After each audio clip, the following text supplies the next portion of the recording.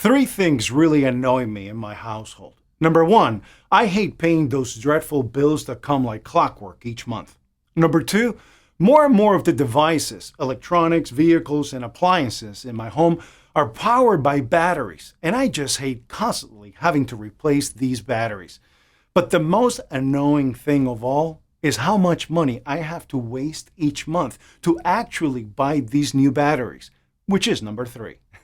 That's why I was so thrilled to find out the simple and easy way to revive old used batteries so I can reuse them instead of going out and buying new expensive batteries. It definitely beats going out to the store every time a battery dies.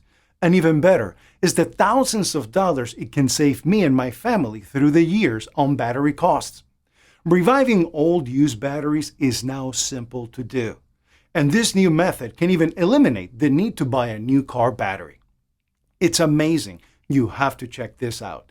If you want to learn how to revive old used batteries, click the link below now. Stop wasting money buying new, overpriced batteries. Instead, click the link below now and learn how to recondition and reuse your old batteries.